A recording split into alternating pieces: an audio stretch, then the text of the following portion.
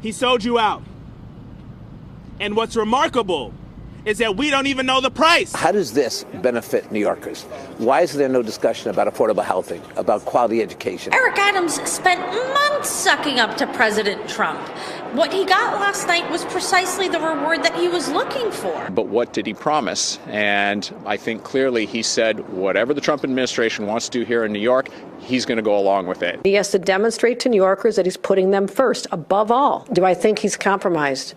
That is speculation. I don't know. I don't know whether anyone is compromised in that situation.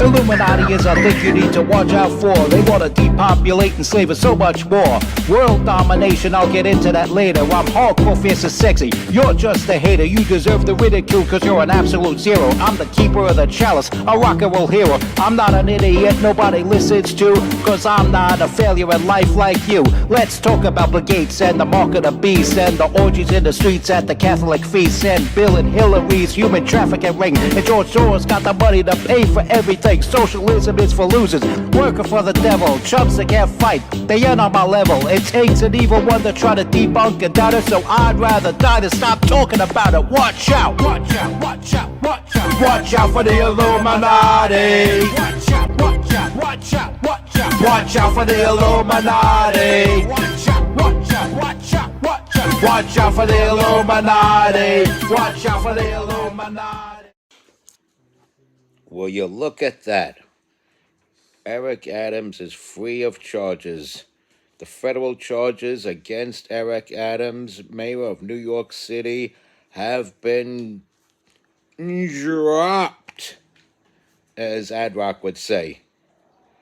And you might say it's justifiably so. You might say no one is above the law and all this other stuff, but what he was accused of,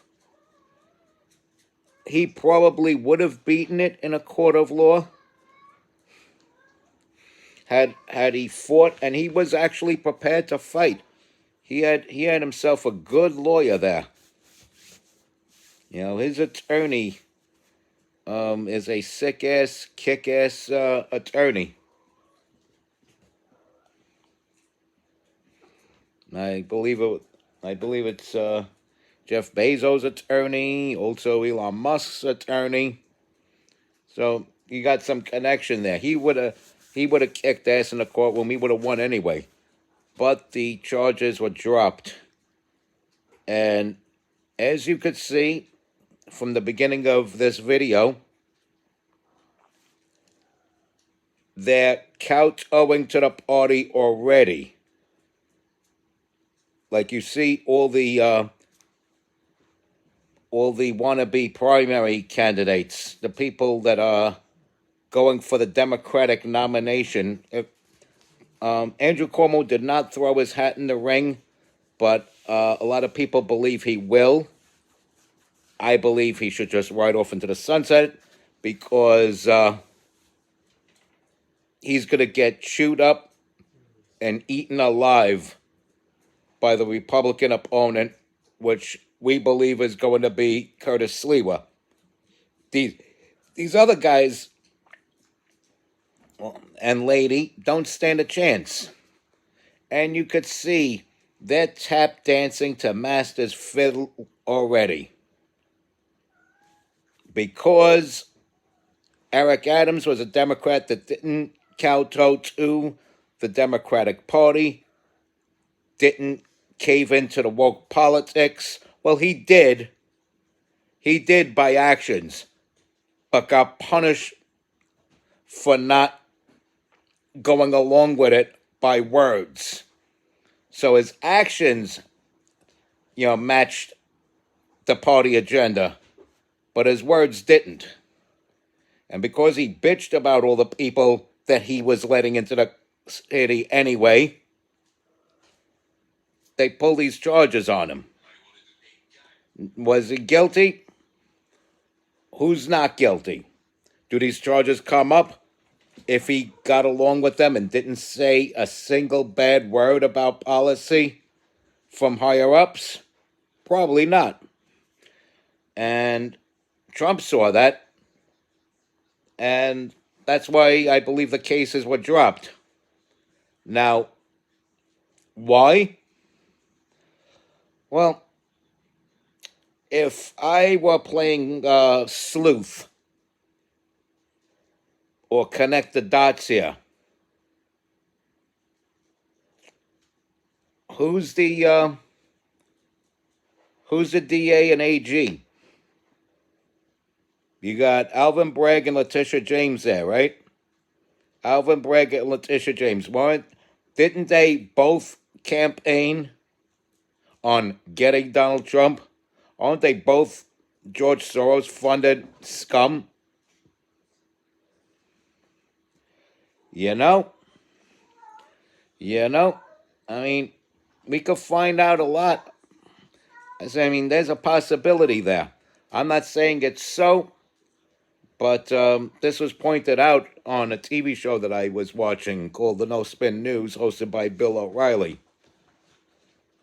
And he worded it a little differently. He goes, this is not proven fact that this is the motive, but if I were a fiction writer, I would write the fiction like this, because he wants to cover his behind legally, and you can't blame the guy. He's been around for many, many years, and you could see why he would say that. So Bill O'Reilly ain't stupid, all right, when it comes to things like that. So that's why I'm guessing that that's what it'll be. That's my guesstimate. So I don't want to jump the gun. I don't want to be that idiot that still has a fax machine and reads the first message that comes off of that as if it's fact without verifying it and weighing it against some other information about the subject on the fax, if you know what I mean. So there's a possibility that that would be the reason. And then you got the candidates playing the masses fiddle already. If he was indicted, charged, and convicted, boom, he's thrown out. Deputy mayor comes in. But charges are dropped. And now his opponents on his own side of the fence, supposedly, are going to play the tune of he's sucking up to Donald Trump. That's their tune they're going to play, that he's sucking up to Donald Trump, and that he's Donald Trump's boy now. Donald Trump's bitch, and they're going to play that game. And they're going to call him a sellout, like the what's-his-face, the first of the four Democratic candidates that are opposing him. But, it's not like he's got any backup anywhere. So, in a way, I kind of feel bad for him, but at the same time, I want a better city, and thus I want a better mayor. And I believe Curtis Sliwa will be that better mayor. So, no matter how bad I feel for him, I can't afford to have him as my mayor. And a lot of New Yorkers, I would guess the majority of New Yorkers feel the same way. But since there's going to be a mayoral primary,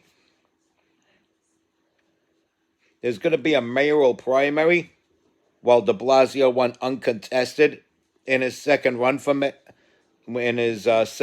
run for mayor, at least within his own party. Because of that, you're going to see people that'll try to put one of these Democrats in office. Then you'll get some people be like, you know what, we used him for 4 years, let's vote for him. Cuomo comes in.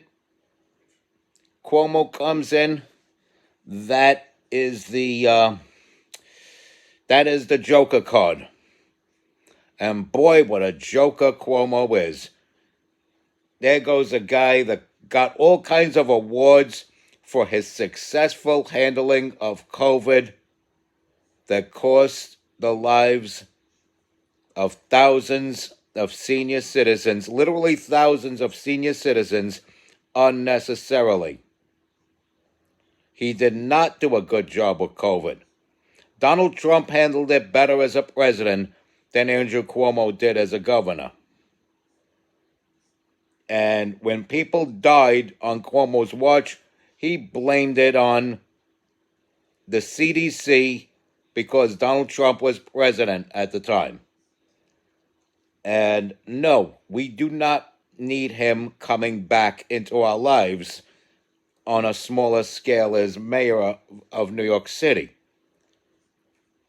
But this is neither here nor there. Also, you saw Kathy Hochul, and you saw how she dodged questions about Eric Adams. See, while the four confirmed people that are running for mayor as Democrats other than Eric Adams are attacking Eric Adams, attack, because number one, they're greedy. They want to be mayor themselves. They think they can handle the job as mayor themselves. They all look like amateurs. They present themselves like amateurs. When people present themselves as amateurs, they don't get my vote. I don't care what their resume looks like. I don't care how pretty their resume looks. If you don't bring about a presence that brings about my confidence in you, you're not getting my vote as a leader of any kind. Take it from a born leader, somebody who was born to lead. If you don't have that extra aura about you that shows that you have leadership qualities, plus the experience and what you actually did to prove you're a leader. So you have to actually lead and have a commanding presence. If you don't have that combination, you don't get my vote. These amateurs are going along with the party narrative that Eric Adams is some sort of double agent or a traitor to the Democratic Party. And that's going to pull the party apart even further. We started out divided as a nation, but now we may disagree on the right on some issues, but it's not like, well, you're an actual enemy. I mean, there's a handful you could cherry pick out and call them the enemy of our movement. Liz Cheney, Mitt Romney, Mitch McConnell, Lindsey Graham, the usual suspects, right? But for the most part, we are united here. You notice Donald Trump and Elon Musk are unshaken by the rhetoric of the left calling Elon Musk President Musk. Notice nobody on the right said President Soros. And the Democrats are straight up George Soros's bitch. They are straight up Larry Fink's bitch. They are straight up Klaus Schwab's bitch. And Bill Gates' bitch. They are just a hoe to these people. And, well, they're not Mark Cuban's bitch. Mark Cuban is like a lapdog to them. I don't know. He's got more money than any of them, but he feels he has to kiss their ass. I don't know what the story is. Maybe because he wanted to be the doji guy if a Democrat would have won office. Who knows? And he's still trying out for that because he expects the Democrats to win in 28. They're not going to win. They're not going to win. You saw my video about that last hope for 28, Josh Shapiro. You saw that video, right? Okay. There's I rest my case on that. They're not winning in 28. Hell, they'll be lucky if they could squeak anything out of these midterms coming up. But if you notice, Kathy Hochul was very careful with her words. Speaking of midterms, she's one of the governors set to lose her office next year. She's up for re-election in 26. I do not see her getting re-elected. But she is feeling things around with the Eric Adams situation, if you notice. She's feeling things around with the Eric Adams situation. She's very careful with her words, if you notice. Normally, she just talks like she's got diarrhea of the mouth. This is the same person that says black kids in the Bronx don't know the meaning of the word computer. They don't know. Okay? This is a person that called a majority of the Bronx clowns. How do we know? Because the majority of the Bronx, borough of the Bronx, voted for Trump. They broke it down borough for borough, and the Bronx turned red this past election. So she called the borough of the Bronx a bunch of clowns. People that have voted for her in the past, she called clowns. So this is a person that's... I'm just saying this to illustrate. This is not exactly a person that's mindful and careful of her words all the time. But she was here because she's getting a feel for, do I go with team stick up for the biggest city in my state and its mayor? Or is the larger faction of my fragmented team the team that wants me to throw the mayor of the biggest city in my state under the bus? So she's getting a feel for things. So her language is kind of like a feeler gauge. She wants to test the waters to see whether or not it's okay to stick up for Mayor Adams and stand behind Mayor Adams. Or is the party agenda of the spirit cooking witches that she throw Eric Adams under the bus?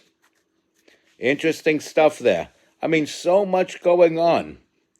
I mean, besides this was the story I wanted to cover most. But there's some other things I want to cover that I might have to go over the next 2 days. Like, for one, Tulsi Gabbard got confirmed. She got sworn in. And two, Ayanna Pressley, the one that I said was the DEI Curly, whenever Disney or Netflix decides to take up a reboot of the Three Stooges. Yeah, Ayanna Pressley is DEI Curly. You heard it first from me. So DEI Curly admitted to wanting to censor the American people. The American people need to be censored according to DEI Curly. Did she really say that? Certainly. And are these godless people? Certainly. And on to thee I say, respect God. Watch out for the Illuminati. Follow and share my content. Subscribe to my page. Stay strong. Keep kicking that slang. It's your boy in the building. Hip-hop legend. Recording engineer. Underground rock and roll hero MC Too Tall. Till next time.